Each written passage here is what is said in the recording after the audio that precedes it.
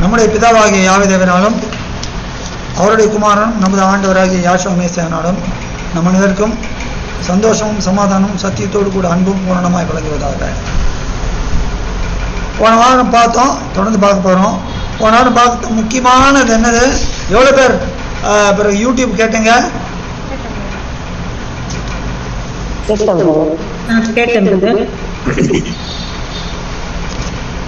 முக்கியமான வார்த்தை என்ன?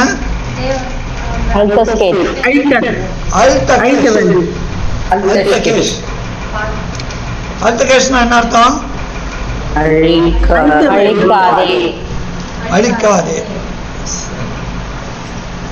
ஒரு வசனம் தான் பார்க்க முடிஞ்சது.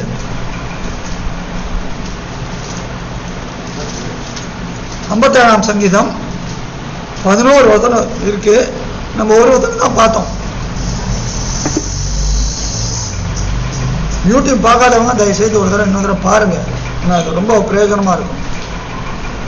சரி, இங்க தாவீது விண்ணப்பம் பண்ணுகிறார், எனக்கு இறங்கும் தேவனே, எனக்கு இறங்கும், உம்மை என் ஆத்மா அண்டிக் கொள்ளுகிறது. எந்த சூழ்நிலையில?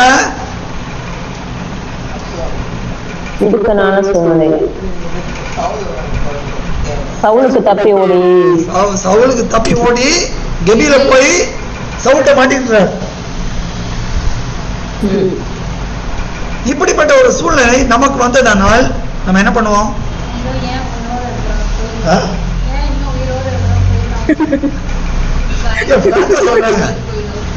சொல்லுங்க எல்லாரும். இறக்கமே இல்லையா தேவனே? பார்த்தா நான் தான் பயம் வராது. எந்த சிச்சுவேஷன் அதான் தாவீது மாதிரி இருக்கணும். என்ன சொன்னீங்க? அந்த பயத்துல அது வந்து ஒரு விசை வந்து அந்த அந்த வார்த்தை வந்துருன்றத வசனம் உள்ள இருக்கு. ஒரு நடுக்கம் வருது, பயம்.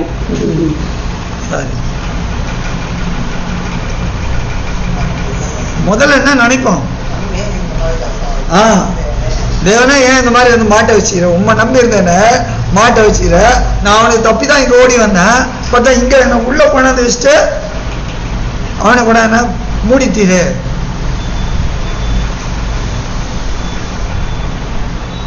இங்க தாவீதுக்கு ஏற்பட்ட அனுபவத்தில் அவர் என்ன சொல்றாரு? அவர் வந்து கம்ப்ளைண்டே பண்ணல. ஏன் அப்படின்னு முறுமுறுக்கல. என்ன சொல்றாரு? தேவனே எனக்கு அர்ஜென்ட். என்ன ஆச்சு? சவுல் இருக்காப்ல, அர்ஜென்ட். அதான் ரெண்டு ரிப்பீட் பண்றாரு. எனக்கு இருக்கும் தேவனே, எனக்கு இறங்கும், உம்மை என் ஆத்மா அண்டிக் கொள்ளுகிறது. எது வரைக்கும் நிலையில வந்தடையே? இது வரைக்கும் உங்களுடைய சட்டத்திலே வந்தடைகிறேன். நம்ம அதெல்லாம் பார்த்தோம். அப்போ அந்த சட்டைகளின் கீழே அடைக்கலம்ன்றது அது எப்படி இருக்கும்ன்றதையும் பார்த்தோம். ஞாபகம் இருக்கா? அப்படின்ட்டு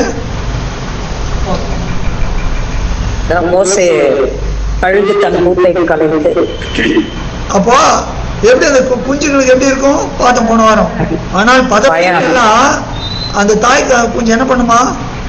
தன்னுடைய சட்டைகளை விரிக்கும் போது வருகிற அந்த சத்தத்தினால அந்த அந்த சஞ்சலம் போயிடும். அது வந்து அந்த அது எப்படின்னா, அப்படி தூக்கி போடுறப்ப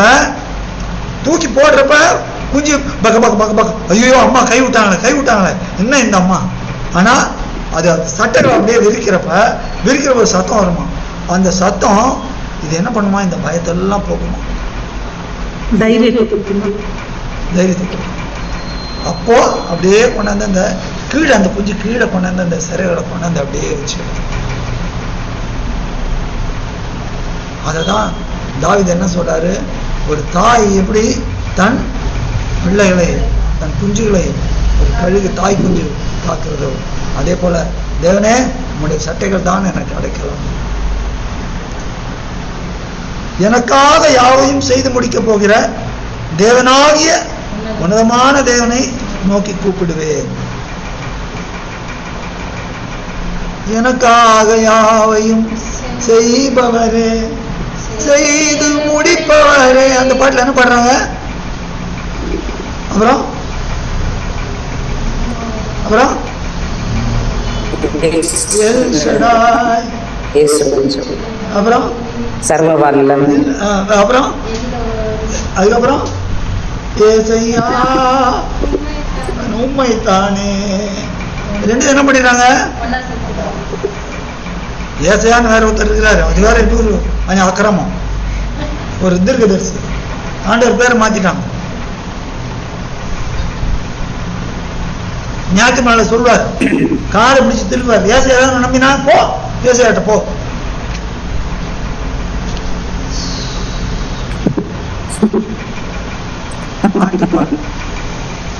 ஆமா, குறுக்கா போகல நம்ம பாடுறது வந்து அது புத்தி இல்லாத மந்தைகளை போற மாதிரி இருக்கு. ஒரு ஆடு பழத்துல நல்லா என்ன இதுன்றது யோசிக்கணும். தேவன் நமக்கு எதுக்கு ஆவியை கொடுத்துருக்கிறார்? அந்த ஆவி தேவனுடைய ஆடுகளை நமக்கு உணர்த்த படிக்கும். நீ அந்த ஆவியை பெற்றுக்கொண்டேன்னு சொல்லி தாறுமாறா பண்றாங்க. அப்போ தேவன் தாவீது சொல்றார், எனக்காக எல்லாத்தையும் செய்ய முடிக்க போகிற தேவனே. ஆனால் கல்வாரியில ஆண்டவர் தொங்கிறப்ப என்ன சொன்னாரு? எல்லாத்தையும் செய்து முடித்தேன், முடிந்தது முடிந்தது என்று சொல்லி என்ன பண்ணாரு? ஆவியை ஜீவனை கொடுத்தார். அப்ப முடிச்சது யாரு? பூமியில வந்து என்னத்தை முடிச்சார்? எல்லாத்தையும் முடிச்சார். தேவன் சொல்லியது எல்லாத்தையும் முடிச்சார். தேவன் சொன்னதை செய்து எதை முடித்தார் ஆண்டவர்? மரணத்தை ஜெயமா விழுந்தார். மரணத்தை ஜெயமா விழுகல. இன்னும் மரணத்தை இன்னும் ஜெயமா கடைசியில தானே வெளிப்படுத்தல வந்தாங்க. மரணம் விழுங்கப்படும். 1000 வருடத்தாச்சுலி மரணம் இருக்கும்.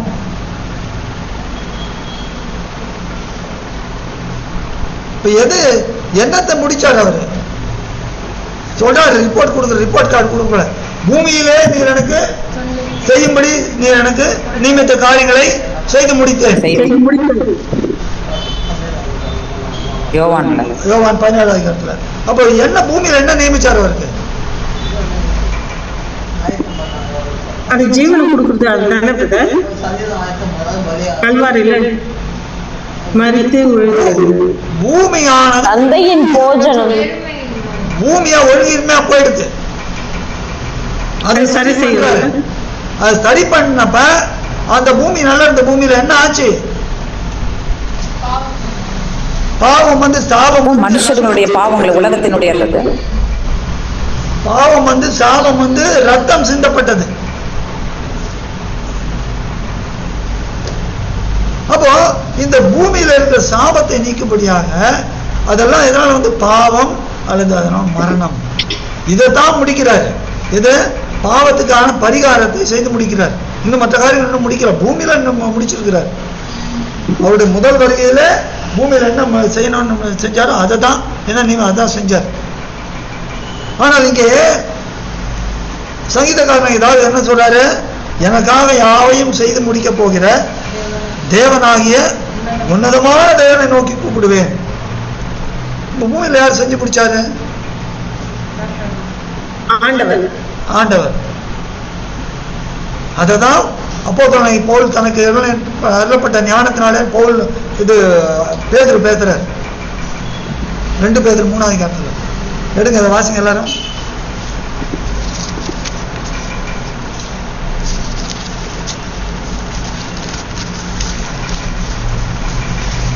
அப்போ 2 பேதுரு 3ஆம் அதிகாரம் 15 16 325 பக்கம். மேலும் நம்முடைய தேவனின் நீடிய பொறுமையை ரட்சிப்பென்று எண்ணுங்கள். நம்முடைய தேவனின் இல்ல, நம்முடைய யாவே தேவனின்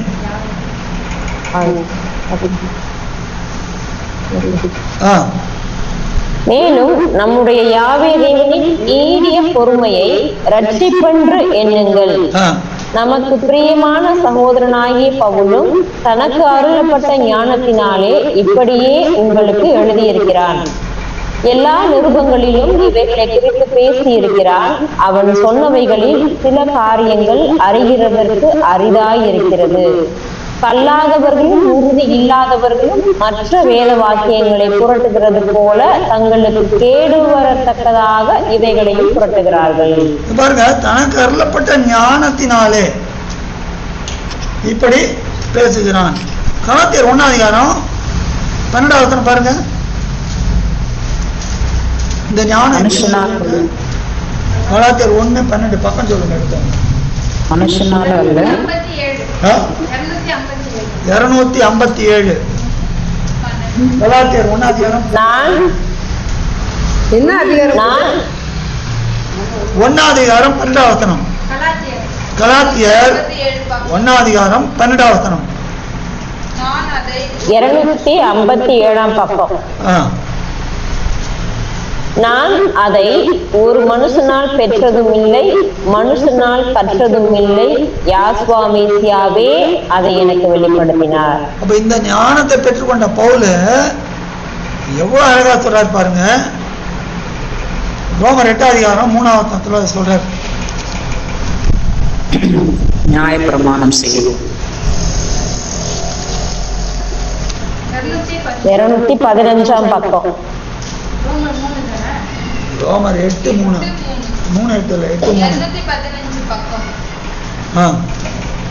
அது எப்படி எனில், மாமிசத்தினாலே பலவீனமாய் இருந்த நியாய பிரமாணம் செய்யக்கூடாததை தேவனே செய்யும்படிக்கு தம்முடைய குமாரனை பாவ மாமிசத்தின் சாயலாகவும் பாவத்தை போக்கும் பலியாகவும் அனுப்பி மாமிசத்திலே பாவத்தை ஆக்கினைக்குள்ளாக தீர்த்தார். யார் தீர்த்தார்? தேவன். தேவனே செய்யும்படிக்கு. ஆனா எப்படி? குமாரனை கொண்டு. குமாரனை கொண்டு தான் செய்தார். எந்த குமாரனை கொண்டு சிருஷ்டிப்பை உண்டாக்கினாரோ அதே குமாரனை கொண்டு ரட்சிப்பையும் உண்டாக்குவார். அப்போ இதுதான் பழைய ஏற்பாட்டில் இன்னும் வரப்போற காரியங்களுக்கு பவுல் தாவீது அவர் ஒரு தீர்க்கதரிசி, தேவனுடைய ஆவியை பெற்ற தீர்க்கதரிசி. அவர் தேவனுடைய ஆவியினால் ஏவப்பட்டு என்ன சொல்றாரு? எனக்காக யாவையும் செய்து முடிக்க போகிற தேவனை நோக்கின்னு சொல்றாரு. தேவனாகிய குணமான தேவனை நோக்கின்னு சொல்லிட்டார். எப்படி? அது எப்பவுமே அந்த ஆலய ஒரு வீடு கட்டுறதை பத்தி பேசுறப்ப மனுஷர் வெகு காலத்து செய்தியை மனுஷர் பார்க்கிறீன்னு 2 சாமுவேல் 7 அதிகாரத்தில் வாசிக்கிறோம். அப்போ வரப்போகிற காரியத்தை, தூரத்தில் இருக்கிற காரியத்தை அப்படியே தேவன் அவருக்கு வெளிப்படுத்தினால என்ன சொல்றாரு? எனக்காக யாவையும் செய். ஏன் இதை சொல்றாரு? இவர் எங்க இருக்கிறாரு? கெபியுள்ள மாட்டிட்டு இருக்கிறாரு. ஆனா எவ்வளவு நிச்சயமா சொல்ற எல்லாத்தையும் செய்து நமக்கு எப்படி இருந்திருக்கும்? அப்போ இறங்குன்னு கேட்கிறப்ப அவரு என்னோட இதுன்னு இல்லை, அவர் கெஞ்சுகிறார். தேவன் நம்முடைய இறக்கங்களை எனக்கு காண்பியும், மெய்யாவே செய்ய போகிறேன், உம்மை நோக்கி கூப்பிடுவேன் சொல்லிட்டு 3 என்னை விழுங்க பார்க்கிறவன் என்னை நிந்திக்கையில் அவர் பரலோகத்திலிருந்து ஒத்தாசை அனுப்பி என்னை ரட்சிப்பார். பாருங்க, தாவீது 2 என்ன சொல்றாரு? எனக்காக யாவையும் செய்து முடிக்க போகிற.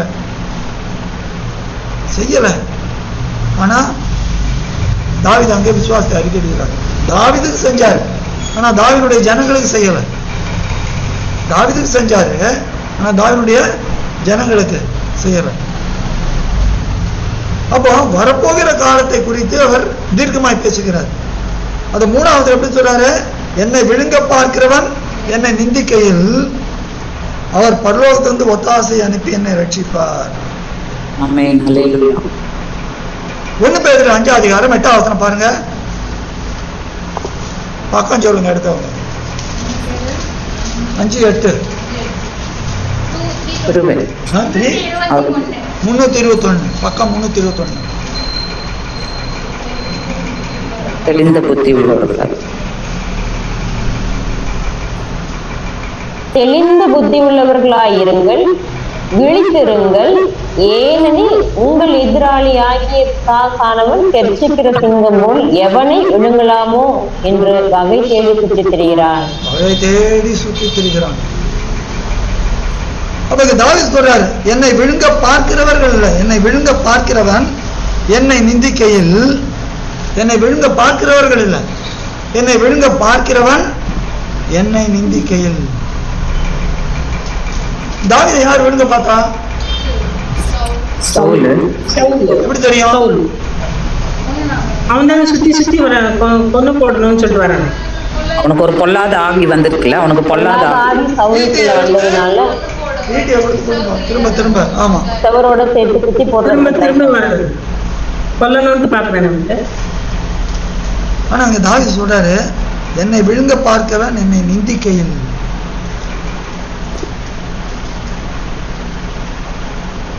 அப்ப தேவன் என்ன பண்ணுவாருன்னா, பரலோகத்திலிருந்து ஒத்தாசை அனுப்பி ரட்சிப்பார்.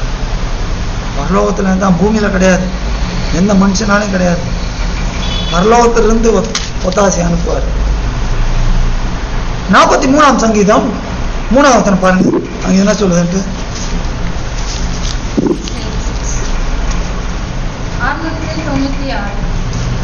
43ஆம் சங்கீதம் 3ஆம் வசனம். உமது வெளிச்சத்தையும் உமது சத்தியத்தையும் அனுப்பியருளும், அவைகள் என்னை நடத்தி உமது பரிசுத்த பர்வதத்திற்கும் உமது வாசஸ்தலங்களுக்கும் என்னை கொண்டு போவதாக. ஆ? என்ன sister? 43 தானே பிரதர்? 43 உன் தேவன் எங்கே என்று அவர்கள் சொன்னார்கள் அப்படின்னு வருது. இல்ல 43 கரெக்டா. உடைய வெளிச்சத்தையும் சத்தியத்தையும். வெளிச்சம் யாரு? யாஷுவா மெசியா, ஆண்டவர் சத்தியம். அவரே சத்தியம், அவர்தான். உமது வெளிச்சத்தையும் உமது சத்தியத்தையும் அனுப்பியவர்களும், அவைகள் என்னை நடத்தி உமது பரிசுத்த பர்வதத்திற்கும் உமது வாசஸ்தலங்களுக்கும் என்னை கொண்டு போவதாக. அப்போ மேல கொண்டு போவதா தான் ரட்சணியம். மேல கொண்டு போறது யார் கொண்டு போறாரு? யாஷுவா மெசியா. ஆண்டவர் தான் நம்மளை கொண்டு போறாரு. என் பிதாவின் வீட்டில் அநேக வாசஸ்தலம் சொன்னார் இல்லையா, நான் வந்து உங்களை அனுப்பி. அதான் நீ பாடினோம், எக்கால பாட்டு, புதுவுள்ளம் நிறைந்த நாள். அப்போ இங்கேயும் தாவீது தீர்க்கமா என்ன சொல்றாரு? என்னை விழுங்க பார்க்கிறவன் என்னை நிந்திக்கையில். அப்ப இது ரெட்ட ஒண்ணு சவுல் மாத்திரம் இல்ல, என்னை நிந்திக்கிறான் இவன். யார் இவன் என்னை நிந்திக்கிறவன்? சத்துரு. வெளிப்படுத்தல் 12ஆம் அதிகாரம் 10ஆம் வசனம் பாருங்க. அவருடைய சமூகத்துல எப்பொழுதும் குற்றம் சாட்டி கொண்டிருக்கிறவன். வசனம் வாசிங்க. இரவும் பகலும் முழுக்க பக்கம் சொல்லி வசனம் முழுக்க.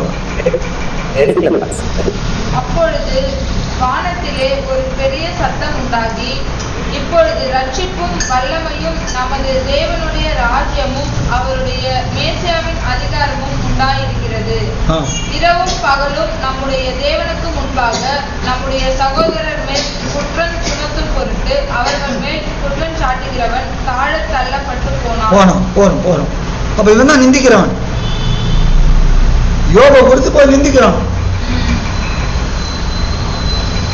நிந்திக்கிறவன் தாவீது சொல்றாரு, என்னை விழுங்க பார்க்கிறவன் அவன் எப்படி இருக்கிறான்? கர்ஜிக்கிற சிங்கம் போல. அவன் என்னை நிந்திக்கையில் அவர் பரலோகத்திலிருந்து ஒத்தாசை அனுப்புவார். அப்போ பிசாசை மேற்கொள்வது எப்படி நம்மளால முடியாது.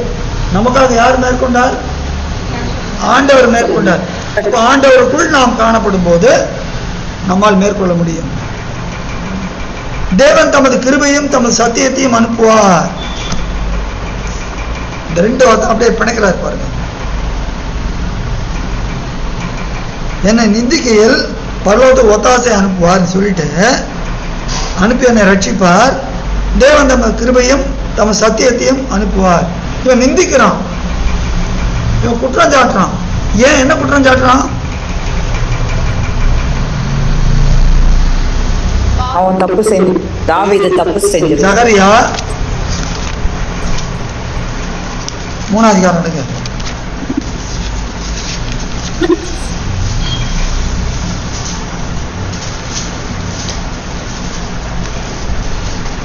எல்லாத்தையும் சகரியா 3ஆம் அதிகாரம் 1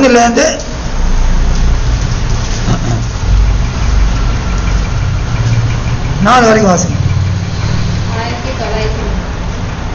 5 வரைக்கும் வாசிங்க. 3ஆம் பக்கம் அதிகாரம். 1903 சாரி 1093 சாரி. அவர் பிரதான ஆசாரியனாகிய யாசுவாவை எனக்கு காண்பித்தார். அவன் யாவே தேவனுடைய தூதனுக்கு முன்பாக நின்றான். சாத்தான் அவனுக்கு விரோதம் செய்ய அவன் வலது பக்கத்திலே நின்றான். அப்பொழுது யாவே தேவன் சாத்தானை நோக்கி, யாவே தேவன் உன்னை கடிந்து கொள்வாராக. சாத்தானே, எருசலேமை தெரிந்து கொண்ட யாவே தேவன் உன்னை கடிந்து கொள்வாராக. இவன் அக்கினியில் நின்று தப்பு வைக்கப்பட்ட கொள்ளி அல்லவா என்றார். யாசுவாவோவெனில் அழுக்கு வஸ்திரம் தரித்தவனாய் தூதனுக்கு முன்பாக நின்றிருந்தான்.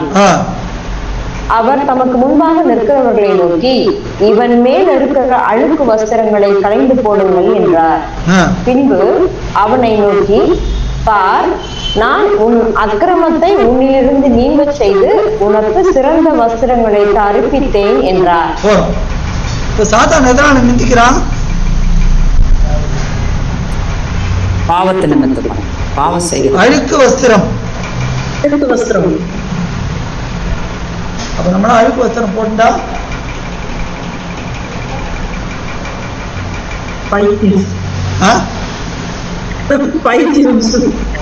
அது இல்ல. அழுக்கு வஸ்திரம்ன்றது எங்க? அந்த அழுக்கு வஸ்திரத்தை நீக்கி என்ன கொடுக்குறாரு? நல்ல வஸ்திரம் கொடுக்குறாரு.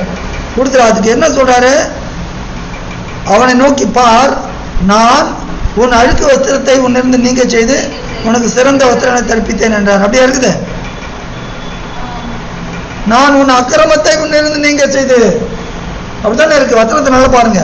4ஆம் வசனத்துல பின்பகுதியில, அவனை நோக்கி பார்,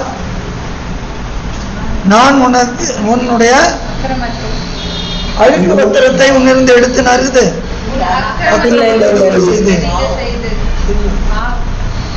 அப்போ சாத்தான் குற்றம் சாட்டுறது இதுதான், நிந்திக்கிறது.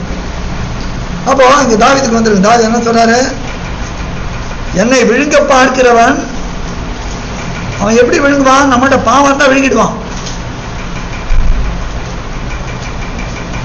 நம் பாவம் மன்னிக்கப்படாமல் இருந்தால் அது எப்படிப்பட்ட பாவமா இருக்கலாம்? சிந்தையில பாவம், கிரிகளில பாவம், எந்த பாவமா இருந்தாலும் எந்த பாவமும் நம்மளை தடையாகக்கூடாது. அனுதினமும் நம்ம தேவன்கிட்ட மன்னிப்பு கேட்கணும். இவ்வளவு பாவம் நம்ம சிந்தையில கூட செஞ்சிடணும். அப்போ சிந்தையில தான் அதிகமா வரும். ஆமா ஆமா ஆமா.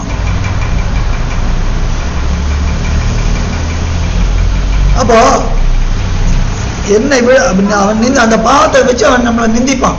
நிந்தி நம்மளை ஒரு அழுத்த பார்ப்பான். அப்போ தேவன் என்ன பண்ணுவாரு? பரலோகத்துக்கு ஒத்தாசை ஆகிய தமது கிருபையும் தமது சத்தியத்தையும் அனுப்புவார். கிருபையும் சத்தியம் ரெண்டும் அனுப்புறார். ஏன்?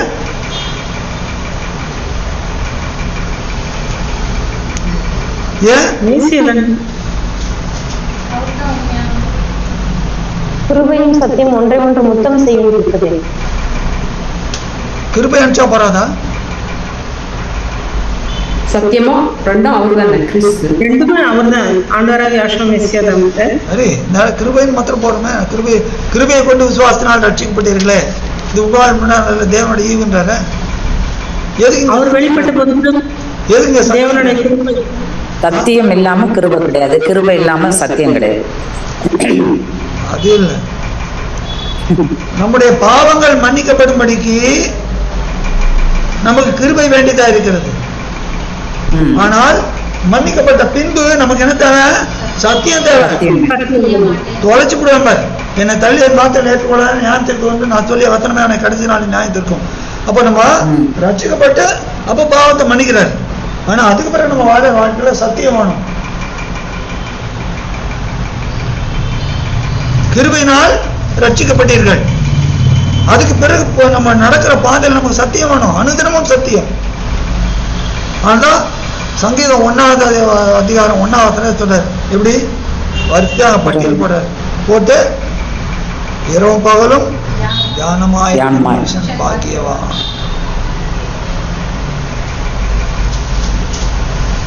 இப்ப இவர் ஆண்டவர் நம்மை ரட்சிக்கிறார். இதான் சொல்றார். நீதிபதிகள் 16வது அதிகாரம் எடுங்க. நீதிபதிகள் 16 அங்க கூட அழகா பார்க்கணும். 16வது அதிகாரம் 6வது பாருங்க.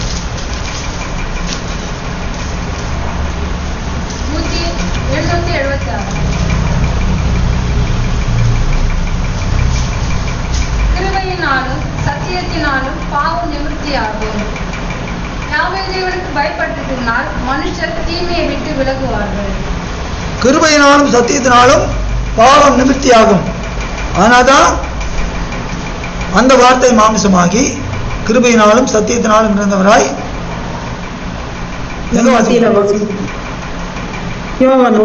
யோவான் 1:14 பி 1:14 ஏ பி இல்லை. யோவான் 1:14 ஏ அந்த வார்த்தை மாம்சமாகி கிருபையினாலும் சத்தியத்தினாலும் நிறைந்தவராய் நமக்குள்ளே நம் மத்தியிலே வாசம் பண்ணினார். நமக்குள்ள வாசம் பண்றத பரிசுத்தாவி. அதான் எல்லாரோடும் எல்லாருக்குள்ளும் பார்த்தோமே. இந்த ஒரே தேவனும் பிதா உண்டு, அவர் உங்கள் எல்லார் மேலும் எல்லாரோடும் எல்லாருக்குள்ளும். எல்லாரோடும்ன்றது தான். சரி, இப்போ இந்த கிருபையும் சத்தியமும் இதனால என்னமா பாவம் நிவர்த்தியாகும். யாவை தேவனுக்கு பயப்படுறதுனால் மனுஷர் தீமையை விட்டு விலகுவார்கள். யாவை தேவனுக்கு பயப்படுறதுன்னா என்ன அர்த்தம்? வார்த்தைக்கு கீழ்படுறதுதான். தேவனுக்கு பயப்படுதலே ஞானத்தின் ஆரம்பம். அப்ப அந்த வார்த்தை தான், வார்த்தையான அவருக்கு கீழ்ப்படுதுதான் பயப்படுது. தேவனுக்கு பயப்படுதலே ஞானத்தின் ஆரம்பம். தேவனுக்கு பயப்படுதல் வெரி குட். ஏசாயா 66:1 பாருங்க. ஏசாயா 66:1.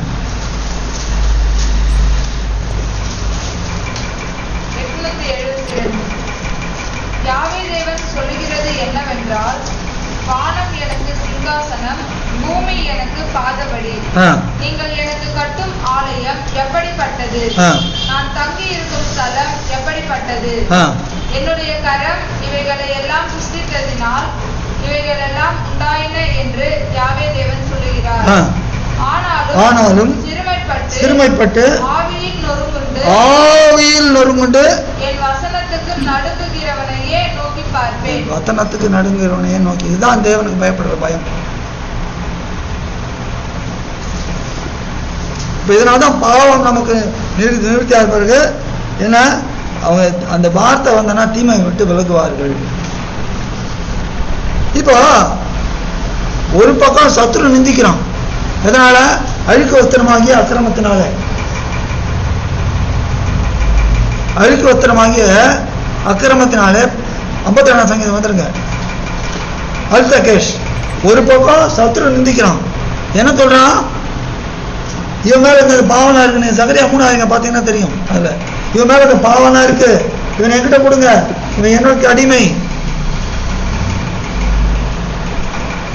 சரி, எல்லாரும் யோபு 33:14 எடுங்க. யோபு 33:14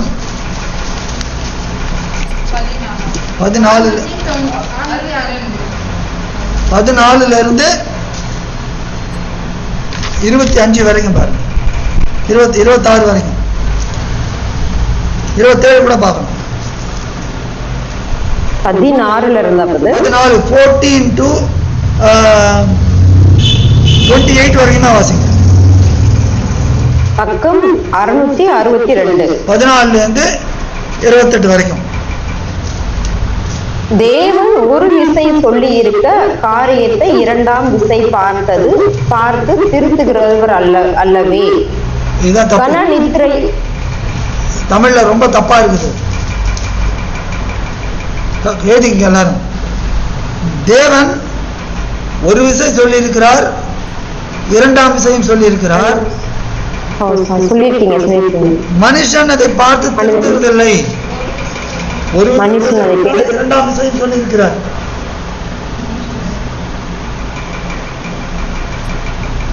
தேவன் ஒரு விசை சொல்லி இருக்கிறார், இரண்டாம் விசை சொல்லி இருக்கிறார். மனுஷர் அதை பார்த்து திருந்துகிறது இல்லை. அதுதான்.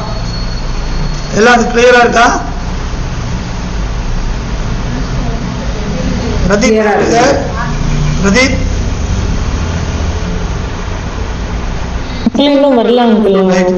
இங்கிலீஷ்ல இருந்தா ஜான் வாசிக்கிட்டோம்.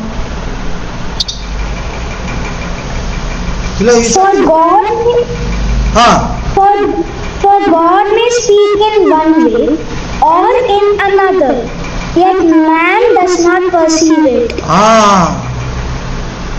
தேவன் ஒரு விதத்தை சொல்றாரு, இன்னொரு விதத்தை சொல்றாரு. ஆனால் மனுஷன் அதை பார்த்து திருந்தறதில்லை. பார்த்து வாசிங்க ஜென்டாஸ். கன நித்திரை மனுஷர் மேல் இறங்கி அவர்கள் படுக்கையின் மேல் அயர்ந்திருக்கையில் அவர் ராகாலத்து தரிசனமான சொப்பனத்திலே மனுஷருடைய செவிக்கு தாம் செய்யும் காரியத்தை வெளிப்படுத்தி அதை அவர்களுக்கு வரும் தண்டனையினாலே முத்திரை போட்டு மனுஷன் தன்னுடைய செய்கையை விட்டு நீங்கவும் மனுஷருடைய பெருமை அடங்கவும் செய்கிறார். இவ்விதமாய் அவன் ஆத்மாவை படுகுழிக்கும் அவன் ஜீவனை பட்டய வெட்டக்கும் தப்புவிக்கிறார். அவன் தன் படுக்கையிலே வாதையினாலும் தன் சகல எலும்புகளிலும் அகோரமான நோவினாலும் தண்டிக்கப்படுகிறான். அவன் ஜீவன் அப்பத்தையும் அவன் ஆத்மா ருசிகரமாக போஜனத்தையும் ஆரோசிக்கும். ருசிகரமாக இல்ல, அது பிரிண்டிங் மிஸ்டர். ருசிகரமான போஜனம். அவன் மாமிசம் காணப்படாதபடிக்கு அழிந்து மூடப்பட்டிருந்த அவன் எலும்புகள் வெளிப்படுகிறது. அவன் ஆத்துமா பாதாளத்துக்கும் அவன் பிராணன் சாவுக்கும் சமீபிக்கிறது. 1000 ஒருவராகிய சாமாசி பண்ணுகிற தூதனானவர் மனுஷனுக்கு தம்முடைய நிதானத்தை அறிவிக்கும்படிக்கு அவனுக்கு அனுசாரியாயிருந்தாரே ஆகில் அவர் அவனுக்கு இறங்கி அவன் படுகுழியில் இறங்காதபடிக்கு நீர் அவனை ரட்சியும் மீட்கும் பொருளை நான் கண்டுபிடித்தேன் என்பார். இந்த வசனத்தை மாத்திரம் திரும்ப வாசிங்க. 24 மாத்திரம். அவர் அந்த யார்? அந்தவர் சமாசி பண்ணுகிற தூதனானவர். ஹல்லேலூயா.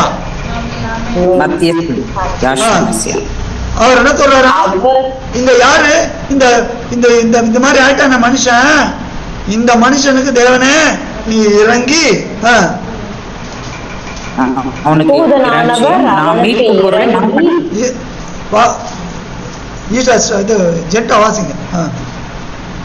தூதனானவர் அவனுக்கு இறங்கி அவன் படுகுழியில் இறங்காதபடிக்கு நீர் அவனை ரட்சியும் மீட்கும் பொருளை நான் கண்டுபிடித்தேன் என்பார்.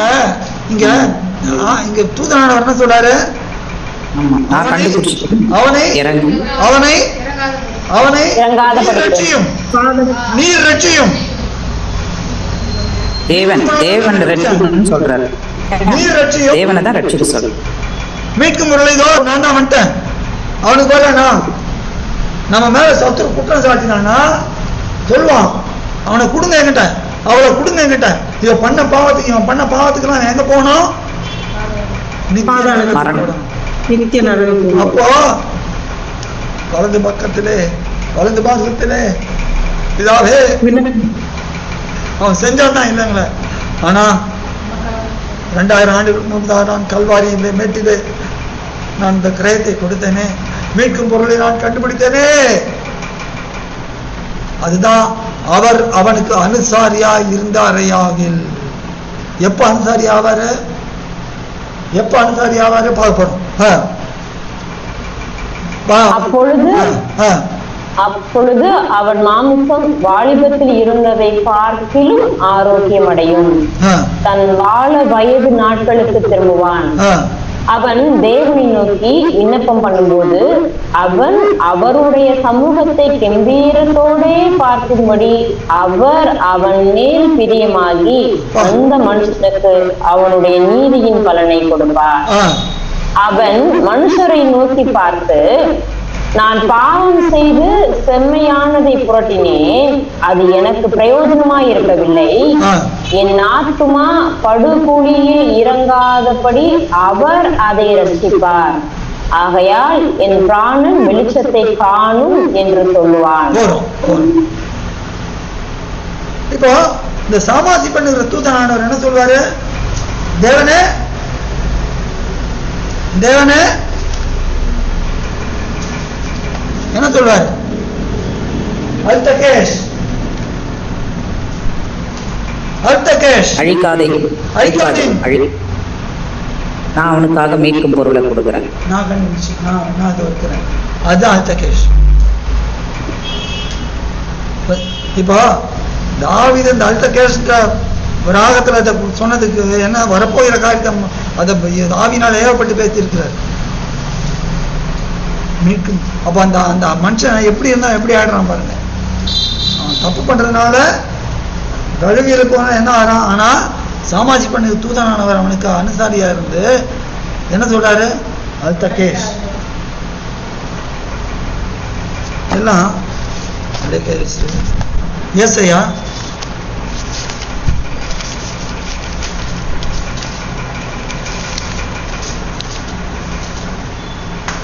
65 அதிகாரம்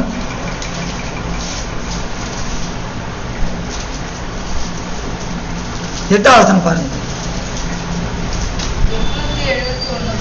பக்கம் 871. யாவே தேவன் சொல்லுகிறது என்னவென்றால், ஒரு திராட்சை குலையில் ரசம் காணப்படும் போது அதை அழிக்காதே, அதிலே ஆசீர்வாதம் உண்டென்று சொல்லுகிறபடி நான் என் ஊழியக்காரன் நிமித்தம் அனைத்தையும் அழிக்காதபடி செய்வேன். அழிக்காதே. அல்தகேஷ் தேவனுடைய இரக்கங்கள் அங்கே வெளிப்படுகிறது. லூக்கா 13 அதிகாரம் 5-8 வரைக்கும் பாருங்க.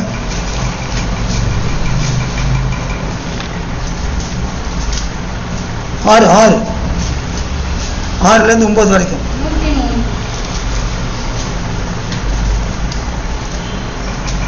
5 வாசிக்கலாம், தப்பு கிடையாது. வாசிங்க.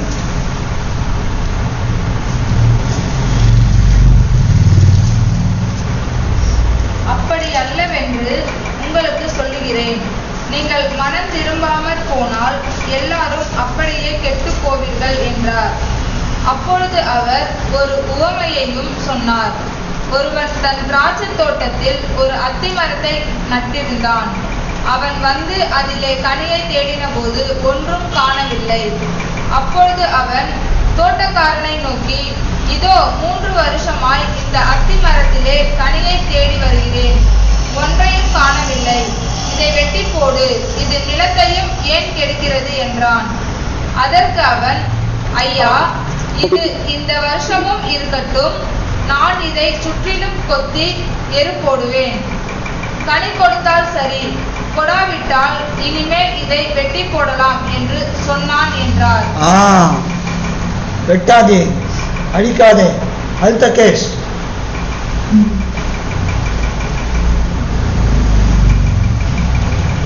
அல்தகேஷ். ஆனால் ஒரு வெட்டுகிற காலம் ஒண்ணு வரும். கனி கொடாவிட்டால் வெட்டி போடுவார். ஒரு காலம் வரும். அது எப்ப? 2ஆம் சங்கீதம் 9 பாருங்க. மாறன் கோபம் கொள்ளாமல் வழியிலே நீங்கள் அழிந்து 9வது வசனத்திலிருந்து 672. இப்பொழுது ராஜாக்களே உணர்வடையுங்கள். இப்பொழுதும் ராஜாக்களே உணர்வடையுங்கள். 9வது வசனம் சிஸ்டர். இருப்பு போல அவர்களை நொறுக்கி ஈயக்கலத்தை போல் அவர்களை உடைத்து போடுவீர் என்று சொன்னார். இது எப்போ அது? ஏய் இங்க வா, நான் கூப்பிட்டு Chris. Chris Jenitha Jenitha mute பண்ணுமா? 1000 வருஷம். 1000 வருஷம் தாச்சுல. இப்போதும் ராஜாக்களே உணர்வடையுங்கள், பூமியின் நியாயாதிபதிகளே எச்சரிக்கையாயிருங்கள். பயத்துடனே யாவே தேவனை சேவியுங்கள், நடுக்கத்துடனே களி கூறுங்கள். குமாரன் கோபம் கொள்ளாமலும் நீங்கள் வழியிலே அழியாமலும் இருக்கும்படிக்கு அவரை முத்தம் செய்யுங்கள். கொஞ்சம் காலத்திலே அவருடைய கோபம் பற்றி எரியும். அவரை அன்பிக் கொள்ளுகிற யாவரும் பாக்கியவான்கள். கொஞ்ச காலத்துல யாரோட கோபம்? குமாரனுடைய கோபம். குமாரனுடைய கோபம். குமாரனுடைய கோபம் கொண்டால் சாமாசி பண்ணுகிற தூதனானவர் அனுதாரியா இருப்பார். ஆனா அவரே கோபம் கொண்டா அழிவு. அதுதான் வெட்டி போடும். இந்த அனுசாரியா இருக்கிறது தான் அல்தகேஷ். அல்தகேஷ் நமக்கு ஒரு சந்தர்ப்பத்தை கொடுக்கிறார். நம்ம எவ்வளோ தப்பு நீதிமன்ற ஆறோம், ஆனால் திரும்ப தப்பு செய்கிறோம். நான் என்ன சொல்கிறேன், இந்த வருஷம் யார் விட்டு வைங்க. அதான் தேவனுடைய இரக்கம். அல்தகேஷ். அல்தகேஷ்ன்றது ராகம். அந்த ராகம் என்ன? அது என்ன? அந்த ராகம் என்ன? அல்தகேஷ் ராகம் அழிக்காதே. அழிக்காதே. அது யாருடைய குரல்? ஆண்டவருடைய குரல். அல்தகேஷ் என்றால் அது ஆண்டவருடைய குரல். ஆனால் தாவீது மாம்சத்தின்படி தாவீதில் பிறந்தவரும், தாவீதின் சந்ததியில் பிறந்தவரும். தாவீதுக்கு முன்னாலே ஆவியால் ஏவப்பட்டு சொல்றாரு. ஆனால் இங்கே இந்த அழிக்காத என்ற நித்திய அழிவை நாம் பெற்றுக்கொள்ள கூடாதபடிக்கு நமக்காக அல்தகேஷா இருக்கிறவர் யாரு? ஆண்டவர். இதைத்தான் தாவீது இங்க சொல்றாரு. வரப்போகிறதை தேவனுடைய ஆவியினாலே ஏவப்பட்டு இதை பேசுகிறார். அல்தகேஷ், அழிக்காதே, எனக்கு ஒத்தாசையை அவர் அனுப்புகிறார். நல்லா புரிஞ்சுதா? இந்த காரியங்களை தொடர்ந்து இந்த காரியங்கள் நம்ம ஏற்கனவே பார்த்தோம். வேற எந்தெந்த சங்கீதத்தில் அல்தகேஷ் இருக்குது? 58, 59, 75. ஆறாம பார்க்கலாம். வரும் நாட்களிலே அதை பார்க்கலாம். 57, 58, 59, 75. அப்ப எவ்வளவு இந்த அல்தகேஷ் எப்படி பாருங்க. அது ஆண்டவர் தான், ஆண்டவருடைய குரல் தான். அங்க தாவீதை கொண்டு தேவன் தாவீது ஈசாயின் மடிமர்த்தந்து ஒரு துளி தோன்றி, அப்ப தாவீது கிட்டே இருந்து வர்றார். தாவீது அப்போ அல்தகேஷ் இருக்காரு.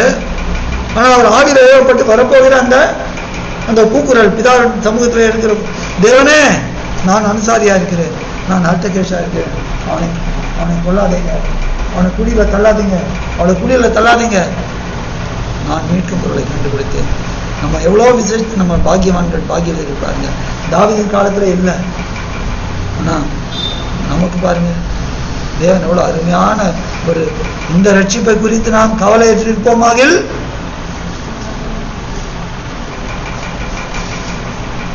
இனி வரும் கோபத்துக்கு தப்பிக்கொள்ள முடியாது. சுட்டரிக்கப்படுவதே அதன் முடிவுன்ற எபிரேயர். அதனால நமக்கு அல்தகேஷ்ங்கிற ராகமாக இருக்கிறவர் நம்ம அன்பு ஆண்டவர் தெய்வமும் அது யாஷுவா மேசியா தான். பிரியமானவர், தொடர்ந்து இந்த காரியங்களை வரும் வாரங்களில் பார்க்கிறோம். ஆண்டவர் தாமே ஒவ்வொருவரையும் ஆசீர்வதிப்பாராக. ஆமென்.